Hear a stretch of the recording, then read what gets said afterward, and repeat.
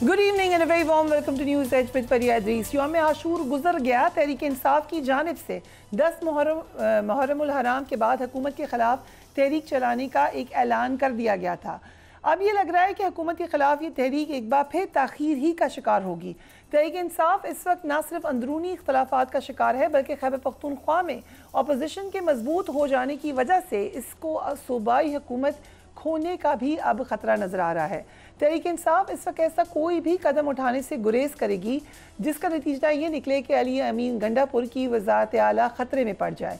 Chairman Tehreek Insaf barrister Gauhar Khan ने तहरीक के हवाले से कहा है कि बानी तहरीक इंसाफ से कल मुलाकात है और वही तहरीक का हतमी फैसला करेंगे। जरा देखिए, आप आज 10 मुहर्रम के बाद कोई लाएमल देंगे एहतजाज के हवाले से? जहाँ आइंदा का लाएमल है इंशाल्लाह ताला पार्टी लाएमल देगी। कल खान साहब के साथ मुलाकात करेंगे इंशाल्लाह ताला। देखते हैं खान साहब की जो हिदायत होगी, हम उनको रिकमेंड नहीं करते, हम एग्जीक्यूट करते हैं। खान साहब ऑर्डर करते हैं। And I have said it long time ago, Khan साहब इज खान साहब, he doesn't recommend, he orders, we follow. कहा जा रहा है कि 3 फेसेस होंगे, पहले मरहले में जवान नौजवान निकलेंगे, तो क्या इस हवाले से क्या जो खान साहब की हिदायत जिस तरीके से आएगी।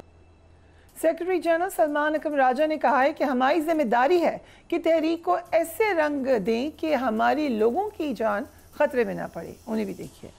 तहरीक जो है वो मुसलसल है। ऐसा नहीं है किसी एक दिन जाकर हमने कोई किला फतह करना है। ये पाकिस्तान के अवाम के शऊर की जद्दोजहद है और वो बिल्कुल अपनी जगह तवाना है, वो कायम है। हम किसी खतरे में नहीं अपने लोगों को डालेंगे। जब आप खुली सीधी गोलियां चलाएं इंसानों पर तो फिर हमारी भी जिम्मेदारी बन जाती है कि हम अपनी तहरीक को वो रंग दें, वो पैराया दें, वो अंदाज दें कि हम अपने लोगों की जानों को महफूज रख सकें। हम बिल्कुल आगे बढ़ेंगे और दुनिया देखेगी कि हम कैसे आगे बढ़ते हैं, लेकिन हम अपने बच्चों को मौत के मुंह में नहीं डालेंगे। पंजाब असेंबली में शोर शराबे पर स्पीकर मलिक अहमद खान की जानिब से अपोजिशन अरकान की नाअहली का रेफरेंस इलेक्शन कमीशन को भेजा गया। अब इस पर एक बहस हो रही है। स्पीकर मलिक अहमद खान ने कहा कि अगर मुल्क के वज़ीर आज़म को गलत बयानी पर नाअहल किया जा सकता है तो फिर ऐवान को तमाशा बनाने वालों को क्यों नाअहल नहीं किया जा सकता। Let's watch it. यहाँ पर सवाल उठाने वाले अरकान ये सवाल उठा रहे हैं कि अगर मिस स्टेटमेंट पर यह कार्रवाई की जा सकती है, मुल्क के वजीर आजम को नाअहल किया जा सकता है, पनामा जैसी बदनुमा जजमेंट की जा सकती है, तो फिर इसी 63(2) के तहत यह सवाल उठाना कि हल्फ की खिलाफ वर्जी हो गई है। हल्फ में तो ये कहा कि मैं अपने फराइज मनसबी आईने पाकिस्तान और असेंबली के क्वाइद के मुताबिक अदा करूंगा, तो फिर उसको विलफुली रोज प्लानिंग करके हाउस के बिजनेस को ऑब्स्ट्रक्ट करके इस असेंबली को एक तमाशागाह बनाकर तो फिर बंद करें ये बात और फैसला करें। बताएं कि ये आइन के आर्टिकल चाहे उठाकर बाहर फेंकें, 63(2) खत्म करें, आर्टिकल 63 खत्म करें। स्पीकर साहब की बात की वज़ीर कानून आज़म नज़ीर तारड़ भी तायद कर रहे हैं। वो कह रहे हैं कि स्पीकर के पास अरकान के खिलाफ नाअहली रेफरेंस भेजने के इख्तियारात मौजूद हैं। Let's watch it. Tehreek Insaf की जानिब से मलिक अहमद खान के इलेक्शन कमीशन हुकाम से मुलाकात पर इतराज़ किया गया तो आज इस पर इलेक्शन कमीशन ने वजाहत जारी कर दी है और तमाम इल्ज़ामात को मुस्तरद भी कर दिया है। इलेक्शन कमीशन ने अपनी प्रेस रिलीज में कहा है कि चंद मफाद परस्त अनासर चीफ इलेक्शन कमिश्नर और मेंबरान पर बेबुनियाद इल्ज़ामात लगाते रहे। चीफ इलेक्शन कमिश्नर और मेंबरान किसी किस्म के दबाव या ब्लैकमेलिंग में नहीं आते और ना ही इन ओछे हथकंडों से मरूब होंगे। स्पीकर पंजाब असेंबली से चीफ इलेक्शन कमिश्नर की मुलाकात पर तबसरों में कोई हकीकत नहीं है। मुख्तलिफ औकात में इलेक्शन कमीशन से कई आइनी और इंतज़ामी ओहदेदार मिलते रहते हैं। PTI के मुतअद्दिद रहनुमाओं की दरख्वास्त पर चीफ इलेक्शन कमिश्नर उनसे भी मिलते रहते हैं। सियासतदानों और सियासी पार्टियों का इलेक्शन कमीशन को अप्रोच करना किसी तौर पर भी खिलाफे ज़ाब्ता नहीं है। साहबजादा हामिद रज़ा का सुन्नी इत्तेहाद काउंसिल का उम्मीदवार डिक्लेयर ना किए जाने का इल्ज़ाम गलत है। मौसूफ ने कागजात नामजदगी के साथ जो डिक्लेरेशन जमा करवाई वो PTI नज़रियाती का था। साहबजादा हामिद रज़ा कम अज़ कम कागजात नामजदगी के साथ अपनी ही पार्टी का टिकट लगा देते और कहते कि मैं सुन्नी इत्तेहाद काउंसिल का उम्मीदवार हूँ। इलेक्शन कमीशन ने जब सुन्नी इत्तेहाद काउंसिल से ख़वातीन उम्मीदवारों की नामजदगी का सवाल किया तो साहबजादा हामिद रज़ा ने मतला किया कि जनरल इलेक्शन में किसी उम्मीदवार ने भी सुन्नी इत्तेहाद काउंसिल के टिकट पर इलेक्शन में हिस्सा ही नहीं लिया, लिहाजा ख़वातीन उम्मीदवारों की लिस्ट देने का सवाल ही पैदा नहीं होता।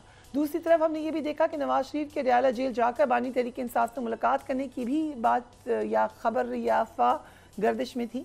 नून लीग के रहनुमा सेनेटर इरफान सिद्दीकी ने इसकी तरदीद कर दी है।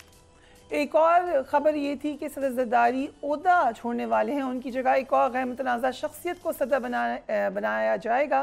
وزیر دفاع خواجہ آصف نے اس کی بھی تردید کر دی ہے۔ Former federal minister Fawad Chaudhry ہمیں جوائن کریں۔ تھینک یو سو مچ عوری صاحب for being on the program. So P T I سے سٹارٹ کرتے ہیں۔ 10 محرم کے بعد انہوں نے کہا تھا کہ ہم ایک تحریک چلائیں گے۔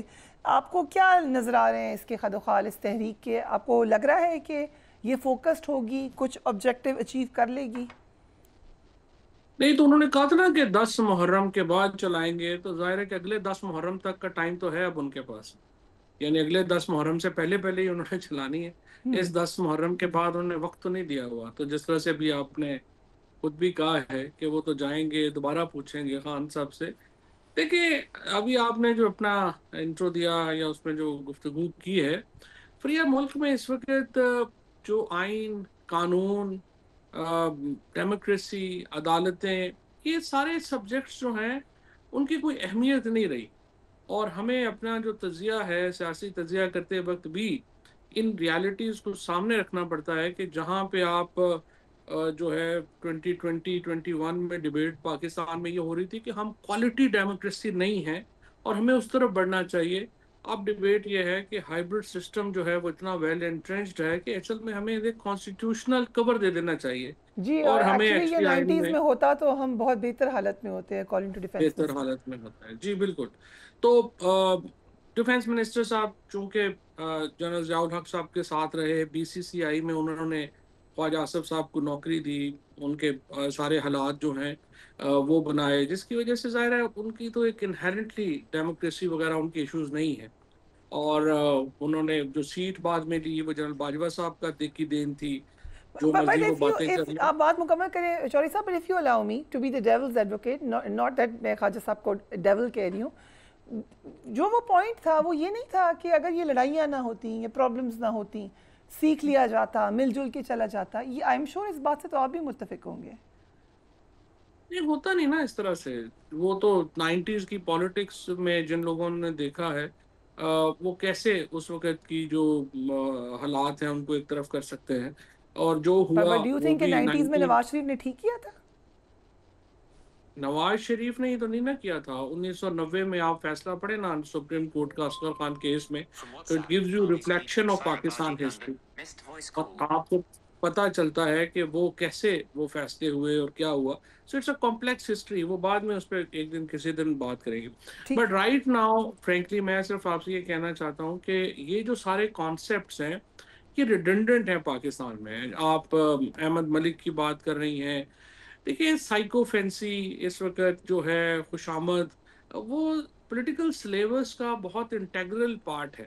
احمد جو ہیں وہ ایک بہت بڑے باپ کے بیٹے ہیں، ان کے والد ملک محمد علی جو ہیں بڑے ریسپیکٹڈ آدمی، ڈپٹی چیئرمین سینٹ رہے، غلام اسحاق خان صاحب جیسے اکمپلشڈ بیوروکریٹ کے ساتھ، اکمپلشڈ چیئرمین سینٹ کے ساتھ ان کا بڑا احترام ہے۔ ان کے ماموں، ان کے کزن، سارے لوگ ہی اسمبلیوں میں رہے ہیں، پارلیمنٹری روایات ان کی بڑی اسٹرانگ ہیں۔ خود احمد 2002 سے پارلیمنٹ میں ہیں، and he is a very capable lawyer.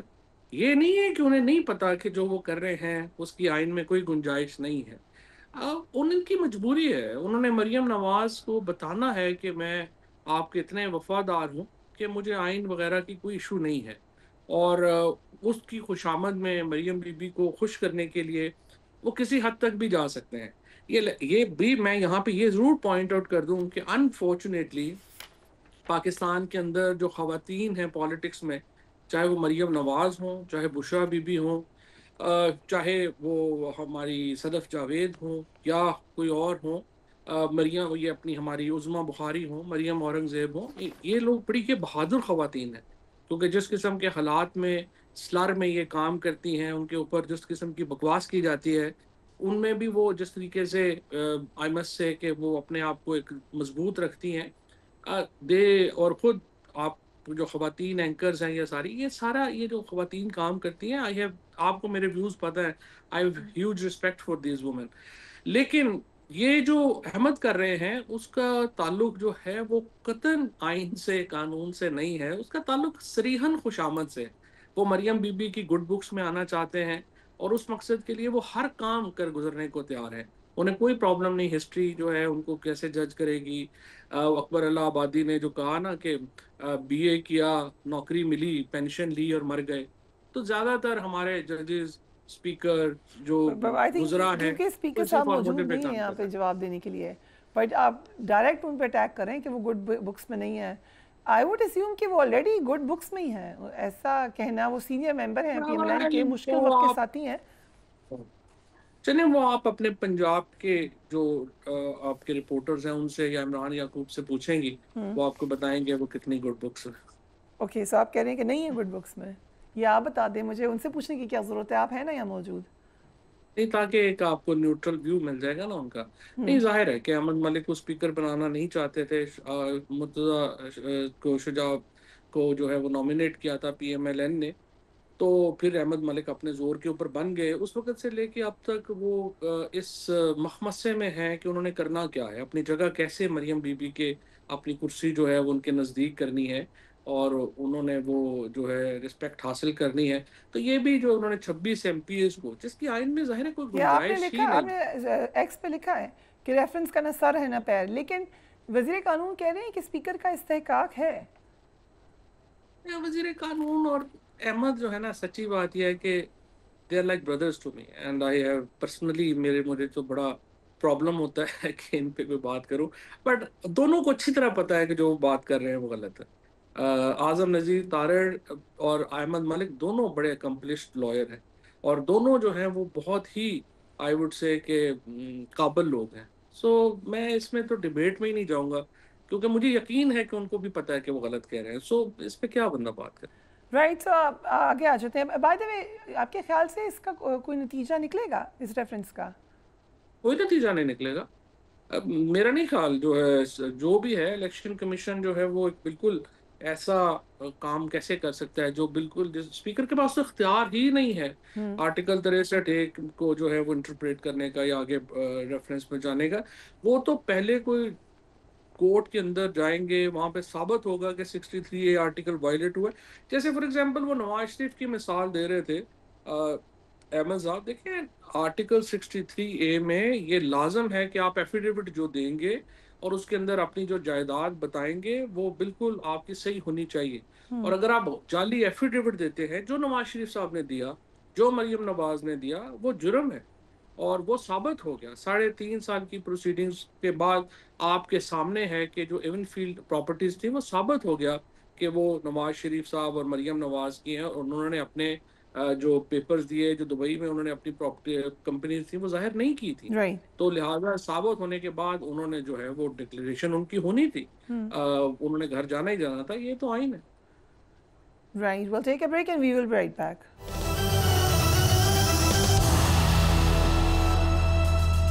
And welcome back. Fawad Chaudhry ہمارے ساتھ موجود ہیں. چوہدری صاحب، آپ پی ٹی آئی کے بہت ہی سینئر ممبر ہیں اور بڑے کلوز رہے خان صاحب کے، اور جب آخر وقت تک آپ ساری ڈیسیجن میکنگ میں شامل رہے ہیں.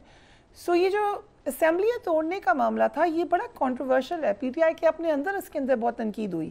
آپ نے اب بھی کہا ہے کہ پی ٹی آئی کے پاس اسمبلی سے استعفے دینے کے علاوہ کوئی آپشن نہیں ہے، جبکہ ابھی آپ نے دیکھا ہوگا عامر ڈوگر صاحب نے آن ریکارڈ کہا کہ یہ غلط فیصلہ تھا. بہت سارے لوگ پی ٹی آئی کے کہتے ہیں یہ غلط فیصلہ تھا. چودھری پرویز الہی کا تو آپ کو یاد ہی ہوگا جو اسٹیٹمنٹ انہوں نے دیا تھا. So why are you seeing this now? دیکھیے اس وقت میں بھی میں سمجھتا ہوں، دیکھیے عامر ڈوگر کا اس وقت بھی یہی ویو تھا، آئی مسٹ سے، اور بھی بہت سارے لوگ تھے اور بہت زیادہ تر لوگوں کا یہی ویو تھا کہ اسمبلیوں سے استعفیٰ نہیں دینا چاہیے.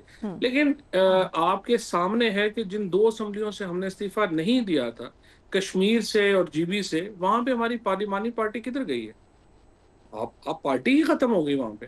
دیکھیں یہ بات بڑے کم لوگ جو ہیں وہ اپریشیٹ کر سکتے ہیں کہ اگر ہم اسمبلیوں میں رہتے اور جدوجہد کرتے تو ہماری پارلیمانی پارٹی کیا، ہماری پارٹی ہی ختم ہو جاتی. اور یہی ہوا جو آپ کے سامنے میں مثالیں دے رہا ہوں. کشمیر میں یہی ہوا. Just to go back to history, یہ آپ کا آئیڈیا تھا یا شاہ صاحب کا آئیڈیا تھا؟ نہیں، آئیڈیا شاہ صاحب کا تھا. آئیڈیا یا نہیں، قومی اسمبلی سے استعفیٰ دینے کا تو آئیڈیا تو قطعاً عمران خان صاحب کا تھا، اور صوبائی اسمبلیوں سے استعفیٰ دینے کا فیصلہ شاہ صاحب کا تھا.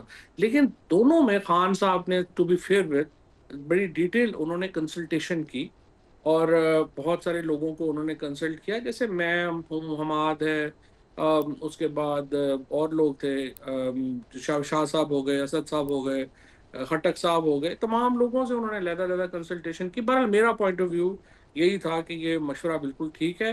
اگر ہم نے نہیں دینا تو پھر جو ہے یہ ہم تو نظام کے اندر رہ کے نہیں لڑ سکتے. اور بالکل فیصلہ صحیح تھا. ڈیسیجن آیا تھا اتنا بڑا عدالت کا، چودھری صاحب چیف منسٹر تھے، آپ لوگوں کی حکومت رہتی کچھ عرصہ اور شاید آپ کو ریگین کرنے کا موقع ملتا اپنی کھوئی ہوئی اسٹرینتھ پاور کوریڈورز میں، دیگر جگہوں پہ. آپ نے تو تمام کشتیاں ہی جلا دیں. نہیں تو میں آپ کو مثال دے رہا ہوں نا کہ کشمیر اور جی بی میں 2/3 میجورٹی تھی ہماری، کدھر چلی گئی؟ کشمیر پنجاب آج دیکھیں، نہیں وائی ناٹ، آج آپ دیکھ لیں کیا ہو رہا ہے. آج آپ دیکھ لیں، آپ پارلیمنٹ کا حصہ ہیں، کیا آپ نے کیا؟ جب 9 تاریخ کو پی ٹی آئی کو جانا چاہیے تھا تحریک میں، پی ٹی آئی والے سارے گھر بیٹھے رہے، جا کے پارلیمنٹ میں چلے گئے. آج خیبر پختونخوا کی اسمبلی عمران خان کی ریلیز میں سب سے بڑی رکاوٹ بنی ہوئی ہے. پرابلم یہ ہے جب آپ سسٹم کا حصہ دیکھیں نا، وہاں سے نہ کوئی تحریک بن رہی ہے، سارے لوگ اپنے اپنے کاموں میں لگے ہوئے ہیں، کسی کوئی وزیر بن گیا ہے، کوئی مشیر بن گیا ہے. جس بات کے اوپر وہ ووٹ لے کے آئے تھے کہ عمران خان کو ہم باہر لائیں گے، 1.5 سال ہو گیا عمران خان کا نام ہی نہیں یاد وہاں پہ. پرابلم یہ ہے کہ نہ گورننس ہو پا رہی ہے، نہ عمران خان باہر آ رہے ہیں. قومی اسمبلی میں جو لوگ ہیں جو سارے جاتے ہیں، آپ کو مجھے بتائیے کتنے لوگ احتجاجوں میں نظر آئے ہیں؟ سارے عام ورکر کو چھوڑ کے ادھر چلے گئے.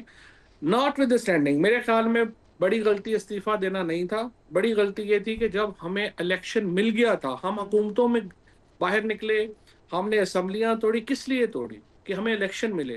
جب ہمیں الیکشن مل گیا تو ہم نے کیوں نہیں لیا؟ یہ چیز میری سمجھ سے ابھی تک باہر ہے. یہ تو آپ بتائیں کیوں نہیں لیا؟ یہ مجھے نہیں پتا، یہ مجھے پتا نہیں. مجھے خان صاحب سے میری ابھی تک موقع نہیں ملا. اس کے بعد ایک ہم بالکل اس میں رہے. ہمیں جب الیکشن مل گیا تھا، شاہ میں آپ کو پتا ہے جب شاہ محمود قریشی، علی ظفر اور میری ہم لوگ بات چیت ہم نے کی تھی، ڈار صاحب تھے، اعظم طارر صاحب تھے، یوسف گیلانی صاحب تھے، ہم نے طے کر لی تھی ہر چیز. سعد رفیق بھی تھے، سعد رفیق صاحب تھے، بالکل سعد رفیق صاحب تھے.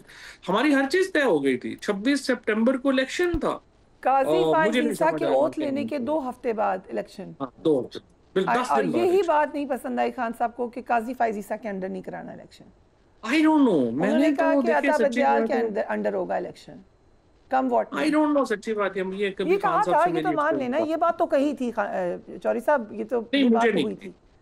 نہیں، یہ بات مجھے نہیں کہی. انہوں نے نہیں کہا تھا.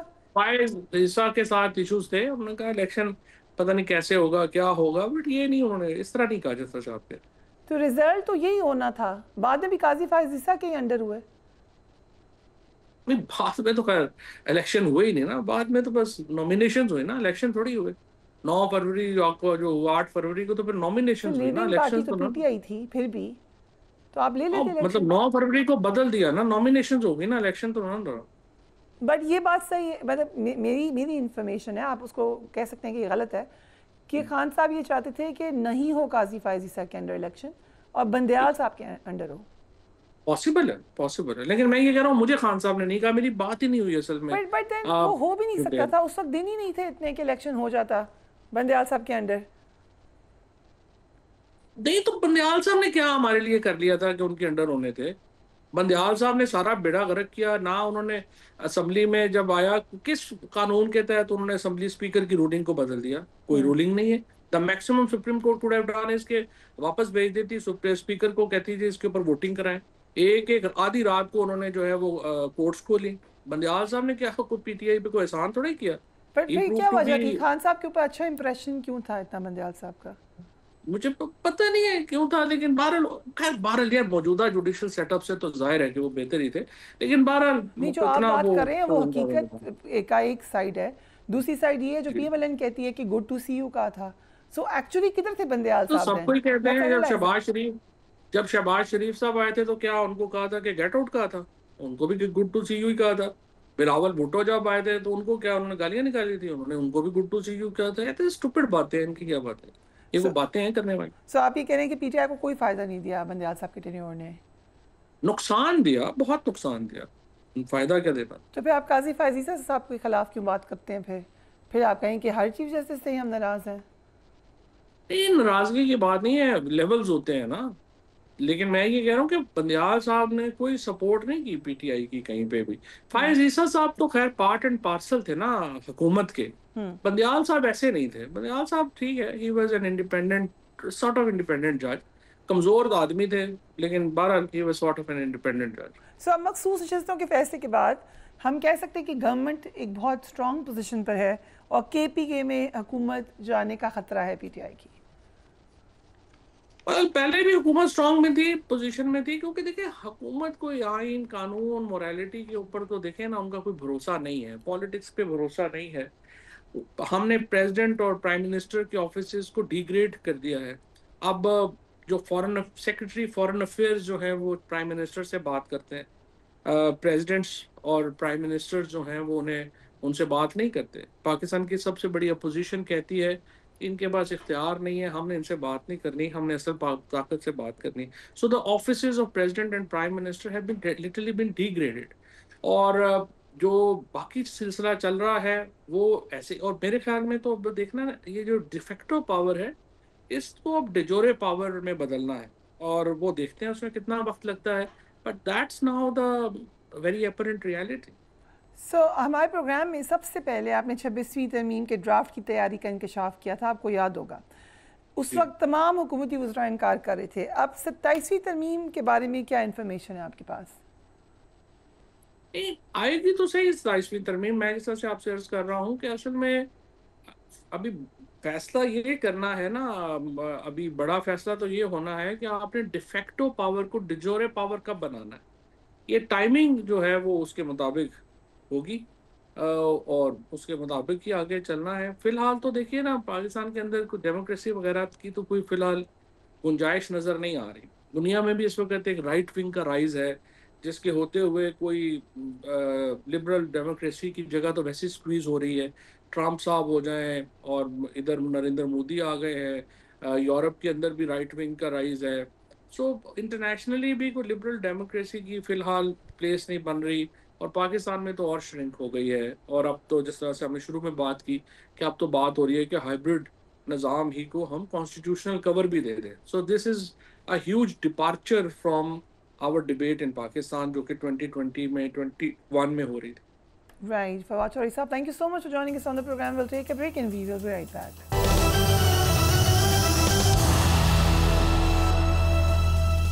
And welcome back. Pak Bharat हालिया जंग में नाकामी के बाद भारतीय हुकूमत और फौज मुसलसल अजीब व गरीब बहाने तलाश रहे हैं.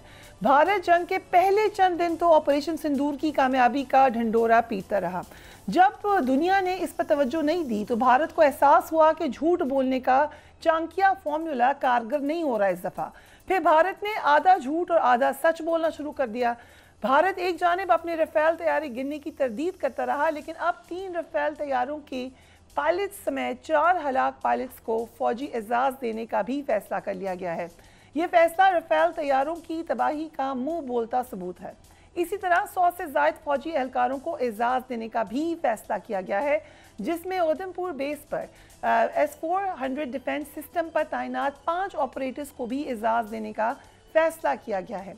सवाल ये पैदा होता है कि अगर ये तबाह हो गया नहीं हुआ था ये सिस्टम, तो 5 ऑपरेटर्स कैसे हलाक हो गए वहाँ पर, और भारत का दिफाई निज़ाम अपने फौजी नौजवानों को क्यों नहीं बचा सका. भारतीय हुकूमत के झूठ सुन कर तो वहाँ के अवाम भी अब लग रहा है कि फाइनली क्वेश्चन करने लगे हैं. इसलिए वहाँ की हुकूमत ने अब एक नया पेंतरा बदला है. अब नए झूठ बोलने के लिए भारत के deputy army chief lieutenant general Rahul Singh सामने आए हैं और शिकस्त का ऐसा जवाब बनाया है जो कि बहुत ही मज़ाक खेज है. जिस तरह भारतीय deputy army chief Rahul Singh ने पाकिस्तान को मिलने वाले दिफाई साजो सामान की वजह से अब वो ये कह रहे हैं कि तुर्की और चीन भी शामिल थे पाकिस्तान और इसलिए भारत को शिकस्त हुई. ये एक ऐसी स्टेटमेंट है जिस पे आप बहुत क्वेश्चन कर सकते हैं. ज़रा देख लें कि क्या कहा उन्होंने. भारतीय डेप्यूटी आर्मी चीफ ने शिकस्त की जिम्मेदारी बरवक्त हथियारों की अदम फराहमी और इजराइल की तरह मौसर डिफेंस सिस्टम की अदम मौजूदगी को भी करार दिया. सो फाइनली वो एक्सक्यूजेस तो तलाश कर रहे हैं, लेकिन ज़रा देखिए. उसके बाद भारतीय डेप्यूटी आर्मी चीफ ने ये भी कह दिया कि चीन भी जिम्मेदार है भारत की शिकस्त का और टर्की भी जिम्मेदार है भारत की शिकस्त का. भारतीय वावेले का आज बड़ा ज़बरदस्त जवाब आया है.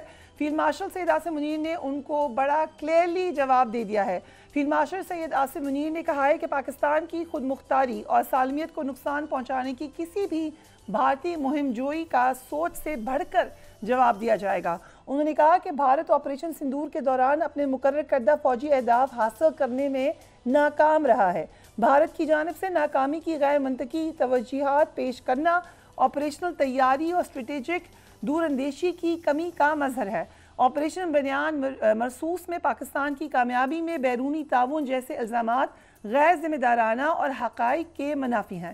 یہ بیانات پاکستان کی کامیابی کو تسلیم کرنے میں روایتی ہچکچاہٹ کی عکاسی کرتے ہیں۔ بھارت پاکستان کی دہائیوں پر مبنی حکمت عملی کی بنیاد پر کامیابی کو تسلیم کرنے سے گریزاں ہیں۔ خالصتاً دو طرفہ فوجی تصادم میں دیگر ملکوں کو شامل کرنا بھارت کی ناقص سیاسی کوشش ہے۔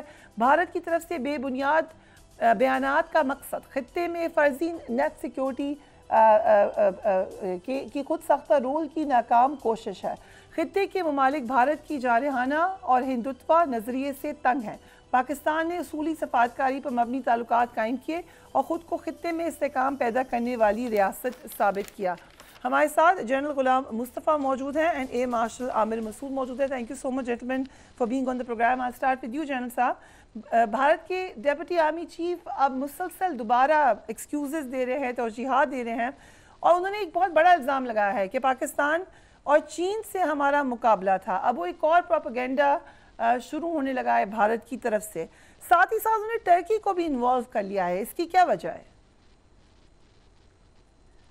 دیکھو، کسانے بلی کھمبا نوچے، یہ تو ہم نے سن رکھا تھا اور یہ دیکھ بھی رہے ہیں سامنے۔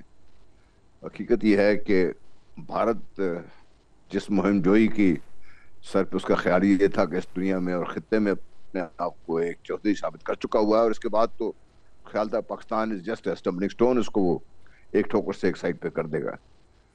انہوں نے دیکھیے، کسی بھی جب اب جنگ ہوتی ہے سب سے پہلے جو آپ چیز ذہن ہوتی ہے یا آپ کی کوئی مہم جوئی کرنا ہوتی ہے تو آپ اپنے مخالف کا یا اپنے دشمن کے بارے میں ہر طرح کی معلومات حاصل کرتے ہیں، اور ان معلومات کی بنیاد پر پھر آپ جو ہے بھی منصوبہ بندی کرتے ہیں۔ اگر بھارت کو یہ نہیں پتا تھا بفرض محال، اگر سوچ لیجئے بھی ایک دفعہ میں کہ چین بھی شامل تھا، ترکی بھی شامل تھا، بنگلہ دیش بھی شامل تھا، بھوٹان سکم سب شامل تھے، تو بھارت کیا کر رہا تھا؟ اتنی بڑی انٹیلیجنس سروس صرف پاکستان میں دہشت گردی پھیلانے کے لیے قائم کی ہے اس نے، یا اپنے ملک کے اندر جو مائنورٹیز ہیں، مسلمان ہیں، ان کو خوفزدہ، ان کو ختم کرنے کے لیے استعمال کی تھی۔ بھارت کی ہر سطح پر ناکامی ہے، یہ ان کی پولیٹیکل لیول ناکامی ہے، ان کی اسٹریٹجک لیول اس پہ ناکامی ہے، آپریشن لیول اس پہ ناکامی ہے، اور اب اگر ان کو ہتھیار انہیں نہیں لیے تھے یا نہیں ملے تھے ان تو پھر اتنا بڑا ہنگامہ کھڑا کرنے کی ضرورت کیا تھی؟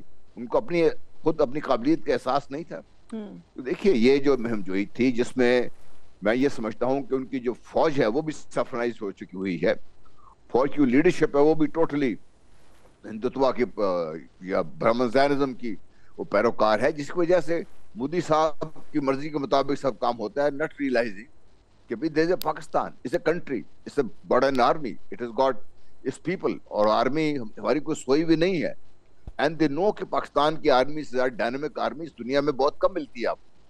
ان کا جو بھی حربہ تھا، جب انہوں نے کہا کہ ہم کوڈ سٹار ڈاکٹرنگ کریں گے with in years who that got killed, اس کے بعد اور جو کچھ بھی انہوں نے سوچا، کیونکہ پاکستان کی فوج ایک بڑی، میں صرف آرمی کی بات نہیں کر رہا، میں ایئر فورس کی بات کر رہا ہوں، میں نیوی کی بات کر رہا ہوں۔ ہمارے ہاں ڈائنامزم ہے، اور ہمارے پاس ہمارا فوج کا بجٹ شاید کم ہوگا، لیکن جو ہمارے لوگ سوچنے والے ہیں، بیٹھے ہوئے ہیں، جو منصوبہ ساز ہیں، جو سوچنے والے ہیں، جو ساری منصوبہ بندی کرتے ہیں، جو دشمن پہ نظر رکھتے ہیں، ہماری انٹیلیجنس سروسز ہیں، ہمارے دوسرے جو ادارے ہیں، وہ بہت چوکس بھی ہیں اور لمحہ لمحہ اپنے آپ کو اپڈیٹ کرتے ہیں، اور دشمن کی ہر چال کے مطابق اپنی حکمت عملی مرتب کرتے ہیں۔ اس کا نتیجہ آپ نے دیکھ لیا، 6-7 کی رات کو بھارت کا خیال تھا کہ آج کے بعد پاکستان سر نہیں اٹھا سکے گا، 10-11 کے بعد اب یہ ان کا حال ہو چکا ہوا ہے۔ Indeed. So, ماشاء اللہ مسعود, thank you so much for being on the program. ایک پورا انہوں نے نیریٹو بنانے کی کوشش کی ہے بھارتی ڈپٹی آرمی چیف نے، مگر وزیر دفاع نے بھی آج ہی اعلان کیا ہے بھارت کے کہ وہ دفاعی بجٹ میں مزید اضافہ کریں گے، جبکہ پہلے ہی بھارتی دفاعی بجٹ $78 ارب ہے۔ وزیر دفاع نے نئی جنگی ہتھیار خریدنے کی بھی بات کی ہے۔ سو ایگزیکٹلی بھارت کے کیا عزائم نظر آ رہے ہیں آپ کو؟ کیا وہ دوبارہ اٹیک کرنے کا پروگرام بنا رہا ہے؟ جی تھینک یو ویری مچ پریہ. بسم اللہ الرحمن الرحیم. دیکھیں جنگ کی صورت میں تو ہم ابھی بھی ہیں بھارت کے ساتھ، اور کئی دہائیوں سے یہ چیز چل رہی ہے.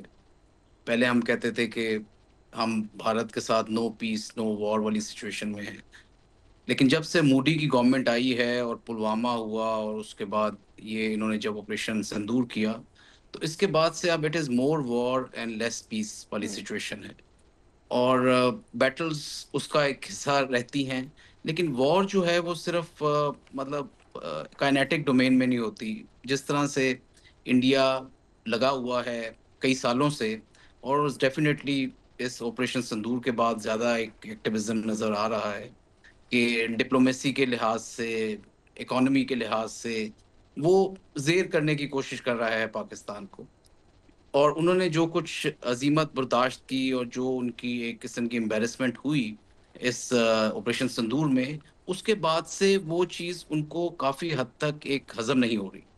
اور سم آف دا ادر اس کی وجہ سے ڈپلومیٹک ڈومین میں بھی اور ریجنل ایک قسم کا آپ کہہ لیں جو ان کا ایک بنا ہوا تھا ایک اپنا مقام، اس کو کافی ٹھوس پہنچی ہے. اور اس لیے وہ ہر طرح سے اب اس میں کوشاں ہے کہ کسی طرح سے پاکستان کو ضرب لگائی جائے، زیر کیا جائے. اور جو آگے بہار والے الیکشن آنے والے ہیں اور سبسیکوئنٹلی اس کے بعد بھی الیکشنز ہیں انڈیا کے اپنے جنرل، تو یہ وہ ایک واحد نیریٹو ہے جس کے اوپر مودی نے ہمیشہ سے جنگ جیتی ہے یا اپنا الیکشنز جیتا ہے. آپ پلوامہ دیکھ لیں، اس وقت انہوں نے جبکہ وہ بیٹل ہار گئے تھے اور ان کے جہاز بھی گرائے گئے، لیکن ایک نیریٹو کی جنگ انہوں نے بنا لی اور ایک فالس نیریٹو کے اوپر انہوں نے اپنے الیکشنز جیت دیے. اور یہ واحد جماعت ہے جو ہمیشہ اپنے دشمن کے خلاف، یعنی پاکستان کے خلاف جو ایک نیریٹو ہوتا ہے اس کے اوپر یہ الیکشنز لڑتے ہیں. اور سنس مطلب جب سے یہ ہندوتوا والا انہوں نے شروع کیا ہے اور مودی والی گورنمنٹ ہے، تو یہ ایک زیرو سم گیم کے اوپر ہے پاکستان کے، جس کا مطلب یہ ہے کہ ایک پرپیچول وار والی صورت میں ہے یہ پاکستان کے ساتھ. اور جو یہ لینئر نہیں ہے، it is actually in all domains جو کہ یہ چل رہی ہے. اور میرا خیال میں یہ انٹینسٹی کو ڈیفینیٹلی انکریز کریں گے. یہ کوشش کریں گے کہ ان کی جو بے عزتی ہوئی ہے اس آپریشن سندور میں کسی نہ کسی طرح سے اس کا ازالہ کیا جائے اور اپنی جو پاپولیشن ہے اس کو سیٹسفائی کیا جائے، پاکستان کو کسی طرح سے نقصان پہنچا کے. وہ نقصان جو ہے دیکھیں بلوچستان اور اس سائڈ پہ بھی جو کچھ یہ کرتے رہے ہیں اور کر رہے ہیں، اس کے بہت سارے شواہد موجود ہیں، اور پاکستان کو کافی انہوں نے اس طرف سے نقصان پہنچانے کی کوشش بھی کی ہے اور ابھی تک کر رہے ہیں.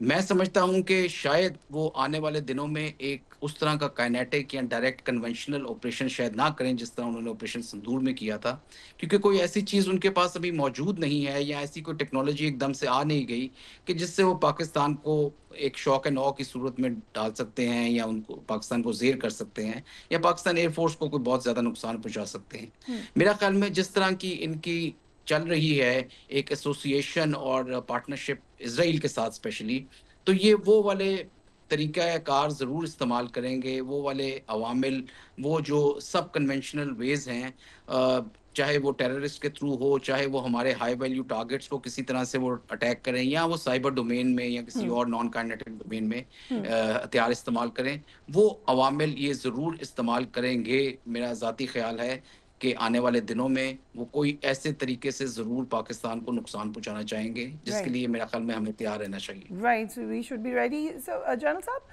فیلڈ مارشل عاصم منیر نے آج کہا کہ پاکستان نے خود کو خطے میں نیٹ ریجنل اسٹیبلائزر ثابت کیا ہے. پاک بھارت کے حوالے سے بھی، کیونکہ ہم نے پہلی دفعہ دیکھا ہے کہ انڈیا کی بات انٹرنیشنلی بھی نہیں سنی جا رہی، جو کہ ان کے لیے یقیناً بہت حیران کن ہوگا. اور دوسرا، ایران اسرائیل میں بھی یہ کہا گیا کہ جنگ بندی میں پاکستان کا بھی کردار ہے. سو کیا اس کا بھی ذکر ہو رہا ہے؟ جی بڑا واضح ہے، کیونکہ پاکستان وہ واحد ملک ہے اس وقت خطے میں، اس ریجن میں. ایسٹ، جس طرح ایسٹ کو اگر آپ دیکھ لیتے ہیں تو China, Russia, central Asian republics, middle east میں سب کے ساتھ، اور بھارت کے ارد گرد جتنے ممالک ہیں سب کے ساتھ پاکستان کی بات چیت بھی ہے، تعلقات بھی ہیں. اور پاکستان نے کبھی کسی کو زیر کرنے کی کوشش نہیں کی. پاکستان کا اپنا نقطہ نظر ہے, لوگ تسلیم کریں نہ کریں, لیکن پاکستان نے کبھی دوسرے کو زیر کرنے کی کوشش نہیں کی. پاکستان کی کوشش یہی رہی ہے, اور بھی آپریشن سندور میں بھی آپ نے دیکھ لیا, اس سے پہلے بھی آپ نے دیکھا جب یہ 2019 میں واقع ہوا تھا, Pakistan could have done lot of damage, لیکن پاکستان نے اپنے آپ کو روک لیا. یہاں پر بھی میں آپ کو بتانا چاہتا ہوں کہ اس رسپانس کو اگر 10-11 کی رات کی جب ہم بات کرتے ہیں, Pakistan could have done much more damage, لیکن پاکستان نے پھر بھی اپنے ہاتھ روک لیا, اس لیے کہ پاکستان تو اس خطے میں امن کے لیے کوشش کرتا رہا ہے, بات بھی کرتا رہا ہے. تب بھی پاکستان یہ چاہتا ہے کہ اس خطے میں امن ہو. 1.5-2 ارب کی آبادی ہے اس خطے میں, 2 ارب دنیا کی میرا خیال ہے 1/3 population lives in this area. اس کی جو مزری ہے, پرٹیکولرلی جو بھارت میں جو غربت کا جو لیول ہے, جو اس طریقے سے وہاں پہ جو ناانصافیاں ہو رہی ہیں, اس کا تو حال یہ نہیں ہے کہ پاگل پن, مودی کہا کہ پاگل پن کی طرف چل دوڑیں. پاکستان نے تو کوئی امبیشن ہے ہی نہیں پاکستان کی, other than the fact of course Kashmir is an unresolved issue, اس کو ریزالو ہونا ہے اور انشاءاللہ ریزالو ہوگا بھی. تو پاکستان نے تو کبھی ایسی بات کی ہی نہیں.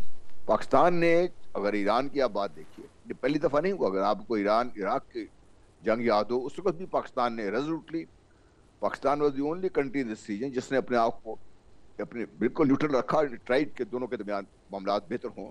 اس کے بعد بھی پاکستان کوشش کرتا رہا. اب بھی لوگوں کا یہ خیال تھا کہ جب ٹرمپ صاحب کے لنچ کے بعد شاید پاکستان بالکل لڑک جائے گا. پاکستان از اے میچور کنٹری, الحمدللہ ایک بڑی اسٹیبل ہمارا ملک ہے ہمارا. یہ ہم آپس میں جو مرضی کرتے رہے, لیکن when it comes to Pakistan, when it comes to dealing with the others, Pakistan deals with them at a mature level. Pakistan نے کبھی کو بچپنا اس قسم کی جو حرکتیں جو مودی صاحب کرتے رہے ہیں یا کر رہے ہیں, یا ان کا جو ارادہ ہے کرنے کا, پاکستان نے ایسی کبھی کوئی بات نہیں کی. اس لیے میں سمجھتا ہوں کہ پاکستان کا رول اس خطے میں دن بدن بڑھ رہا ہے, اور پاکستان دن بدن مضبوط ہو رہا ہے اپنے ہی کردار کی وجہ سے, اپنے ہی کام کی وجہ سے. یہ بھارت کے لیے ایک خوف کا, بھارت خوف میں ہے, پاکستان سے خوف زیادہ ہے بھارت, فرینکلی اسپیکنگ. رائٹ. سو مارشل صاحب, ہم نے یہ بھی دیکھا کہ انڈونیشیا میں بھارتی ملٹری اٹیچی نے بھارتی طیاروں کی تباہی کا جو ذمہ دار ہے وہ کہا کہ سیاسی لیڈرشپ کی وجہ سے یہ طیارے گرے ہیں. پاکستان ایئر فورس نے گرائے تھے ویسے تو, لیکن وہ چلے اپنی لیڈرشپ کو اس کا کہہ رہے ہیں کہ انہوں نے گرائے ہیں. دوسرا ہم یہ بھی دیکھ رہے ہیں کہ ٹارگٹ بہت زیادہ پی ایف اب ہے, بھارت کو بہت تکلیف ہے پی ایف سے. آپ کے خیال سے کوئی خاص پلان ہوگا ان کا پی ایف کے حوالے سے؟ دیکھیں, پلان تو ڈیفینیٹلی ہوگا, بیکاز پی ایف کو وہ ایک بہت بڑا ایک ڈینجر کے طور پہ دیکھتے ہیں, اور 2 دفعہ ان کو ایک عظیمت برداشت کرنی پڑی ہے, پلوامہ میں اور دوبارہ یہ آپریشن سندور میں بھی. تو پی ایف کو تو ڈیفینیٹلی ان کی آنکھوں میں کھٹکتی ہے. اور جہاں تک یہ جو آپ نے بات کی ڈیفنس اٹیچی والی, دیکھیں جو ان کی پولیٹیکل لیڈرشپ ہے اس کو ضرور مطلب بلیم کیا جا سکتا ہے اور جانا چاہیے, بیکاز پولیٹیکل لیڈرشپ ان کی جو ہے وہ ڈیسیجن میکنگ لوپ میں سب سے اوپر ہے, اور وہ ہمیشہ اپنے ذاتی مقاصد کے لیے, اپنے پولیٹیکل ایمز کے لیے, اپنی پارٹی کی مقبولیت کے لیے, اپنے الیکشنز کے لیے وہ ملٹری کو اس طرح سے ایک سب کنونشنل طور پہ استعمال کرتی رہی ہے اپنے مقاصد کے لیے. جبکہ مجھے جہاں تک اندازہ ہے, ان کے ایئر چیفز نے بارہا اور بار بار انہیں بتایا ہے کہ ہمارے پاس وہ صلاحیت نہیں موجود کہ ہم کسی بھی طریقے سے پاکستان فضائیہ کو زیر کر سکیں, یا ان کو اتنا ہم نقصان پہنچا سکیں کہ ان کو پیرالیسس ہو جائے, یا ان کی جو ایک ول ٹو رسپونڈ ہے یا ایبلٹی ٹو رسپونڈ ہے وہ ختم ہو جائے. تو پھر بھی مودی نے دونوں دفعہ ان کو استعمال کیا اور ان کی بےزتی کروائی اور ان کو ایکسپوز کیا. تو یہ وجہ ہے کہ میں سمجھتا ہوں کہ پولیٹیکل لیڈرشپ کو بالکل بلیم کرنا چاہیے, اور اس میں دوسرا یہ کہ ڈیسیجن میکنگ کے لحاظ سے بھی ایک بہت لمبا ایک لوپ ہے جس کی ان کو ضرورت ہوتی ہے. پہلے سی ڈی ایس کا ایک رول نہیں ہوتا تھا, اب ادھر سی ڈی ایس کی بھی ایک اپوائنٹمنٹ بن گئی ہے. اس کے بعد بیوروکریسی اس کی بہت زیادہ ایک قسم کی ڈوبیس ہے, and same is the case with the political leadership. So ان تمام چینل سے گزر کے جب ایئر فورس کے ان کے ایک ڈیسیجن میکنگ ہوتی ہے تو اس میں بہت ایک دیر بھی ہو جاتی ہے, اور اس میں کافی ساری چیزیں مس ہونے کے بھی چانسز ہیں, اور کافی سارے پروجیکٹ ان کے ایئر چیف نے بار بار کہا ہے کہ ہمارے پورے نہیں ہو سکے کئی سالوں سے. ہمارے پاس اتنے اسکواڈرنز نہیں ہیں کہ ہم چائنا اور پاکستان کا مقابلہ کر سکیں, بلکہ ایک فرنٹ کا بھی مقابلہ کر سکیں. تو بیسیکلی یہ بات بھی, اور یہ جو آپ चाइना को बीच में ला रहे हैं, टर्की को बीच में लेकर आ रहे हैं, एक्चुअली तो इन्होंने it was Pakistan versus India, IAF versus Pakistan air force, तो उसमें जो इन्हें नुकसान हुआ वो तो पाकिस्तान फिजाइया ने दिया, उसके पायलट्स ने दिया। जहाज़ आप किसी भी मुल्क से ले सकते हैं, यूएवी उनके पास भी इजराइल के थे, उनके पास काफ़ी सारे हथियार हैं जो रशियंस हैं, जो अमेरिकन्स हैं, जो इजराइल के हैं। तो इसी तरह हमारे पास भी चाइनीज़ हथियार मौजूद हैं, टर्किश हैं और अमेरिकन्स हैं। तो वो बात होती है कि इस्तेमाल उन्हें किस तरह किया जाए। तो मेरा ख्याल में एयरफोर्स ने अपनी तरबियत और अपने इंस्टीट्यूशंस की वजह से, अपनी लीडरशिप की वजह से, अपनी पायलट्स की ट्रेनिंग की वजह से, अपनी एक इंटीग्रेशन और इंटरऑपरेबिलिटी की वजह से जो रिस्पांस दिया वो बहुत अच्छा था और हमेशा उनको इस तरह का रिस्पांस मिलता रहेगा। तो मैं समझता हूँ कि वो इन फ्यूचर एनी एक्शन जो इंडिया लेता है, किसी तरह से वो ज़रूर चाहेगा कि वो पाक फ़िज़ाइया को, उसके हथियारों को, उसके असासों को, उसकी ह्यूमन रिसोर्स को, उसके इंफ्रास्ट्रक्चर को नुकसान पहुँचाया जाए। ये एक उसकी लिस्ट में टारगेट नंबर 1 ज़रूर होगा। तो उस लिहाज से मेरा ख्याल में हमें ये प्रिकॉशंस लेने चाहिए और मैं समझता हूँ और मुझे यकीन है, क्योंकि ऑलमोस्ट 45 साल एयरफोर्स में रहने का मैं ये पूरे वसूख से कह सकता हूँ कि पाक फ़िज़ाइया ने वो तमाम दफ़ाई किस्म के अपने इक़दाम किए होंगे कि अगर खुदा ना खास्ता किसी तरह के ये सब कन्वेंशनल तरीके से या कन्वेंशनल तरीके से अगर फ़िज़ाइया को नुकसान पहुँचाने की कोशिश करते हैं तो उसका दिफा भी किया जाए और उसके बाद उसका ऐसा रिस्पॉन्स दिया जाए कि वो दोबारा ये कोशिश ना करें। राइट। दूसरी तरफ इम्पॉर्टेंट डेवलपमेंट ये है कि गाज़ा जंग बंदी के लिए कतरी और मिस्री सालसों की मदद से दोहा में मुज़ाकरात जारी हैं। कल इन मुज़ाकरात का पहला राउंड हुआ, कोई ख़ास नतीजा नहीं निकला। आज इस हवाले से अहम पेशरफ्त ये हुई है कि इजरायली वज़ीर-ए-आज़म डोनाल्ड ट्रंप से मुलाकात के लिए वाशिंगटन पहुँच गए हैं। अमरीकी सदर ने इस मुलाकात से कबल सीज़ फायर होने का भी एक इम्कान ज़ाहिर किया है। सो मार्शल साहब बड़े ऑप्टिमिस्टिक लग रहे हैं डोनाल्ड ट्रंप इस हवाले से। क्या सीज़ फायर हो सकता है आपके ख्याल से और ये लास्टिंग हो सकता है? देखें, ये ईरान और इजराइल की जंग के बाद से सिचुएशन गाज़ा में बहुत बदली है। इंटरनेशनल लेवल पे बहुत ज़्यादा एक प्रेशर आया है। बहुत सारी कंट्रीज़ ने के ओपिनियन चेंज हुए हैं और उनके अपने पार्टनर्स के, अमेरिकन के जो हैं, इस मामले में एक ओपिनियन चेंज हुआ है कि जिस लेवल की उन्होंने एक गाज़ा में बुचरिंग शुरू की हुई है इजराइल ने, उसका एक बहुत सीरियस नोट लिया गया है तमाम कंट्रीज़ की तरफ से कि रूल ऑफ लॉ की बिल्कुल एक किस्म की नफ़ी है उस जगह पे। और जिस तरह से कत्ले आम किया जा रहा है मासूम बच्चों का और उन सब का, तो एक बहुत ज़्यादा प्रेशर है इंटरनली भी अमेरिका को उसकी वजह से, एंड स्पेशली ये ईरान की जंग के बाद से कि जिसमें देखा गया कि इजराइल को खुश करने के लिए अमेरिका ने काफ़ी सारे इक़दाम ऐसे किए जो कि रूल ऑफ लॉ की मुनाफी हैं। तो मेरा ख्याल में इस वक्त एक प्रेशर मौजूद है और मैं समझता हूँ कि ये जो डेवलपमेंट हुई है इसमें देयर इज़ अ चांस कि इजराइल को भी किसी तरह से जबकि ज़ाती तौर पे नेतन्याहू जो है वो समझता है कि जो बंदा इस वक्त गाज़ा में मौजूद है वो एक दुश्मन है, एक टारगेट है, उसको ख़त्म होना चाहिए। लेकिन ट्रंप के टोन और टेम्पर में ईरान की वॉर के बाद से एक चेंज ज़रूर देखा गया है। और वो जो पहले वो कहता था कि गाज़ा को आप मतलब खाली कर दें और दूसरी अरब कंट्रीज़ में चले जाएं जो नेबरिंग हैं, उस तरह की स्टेटमेंट्स नहीं आ रही और एक लेवल ऑफ अंडरस्टैंडिंग नज़र आ रहा है कि इस का कोई सोल्यूशन निकलेगा और जंग बंदी की तरफ जाएंगे ये लोग। Right, thank you so much for joining us on the programme. यकीनन एक तब्दीली आपको इंटरनेशनल सिनारियो में भी नज़र आ रही है, पाकिस्तान के हवाले से भी नज़र आ रही है कि इंटरनेशनल वर्ल्ड जिस तरीके से वार्म अप हुआ है पाकिस्तान के हवाले से विज़-अ-वी इंडिया, ये भी एक नई तब्दीली नज़र आ रही है दुनिया के मैप पर। Do take care of yourself. अल्लाह हाफ़िज़।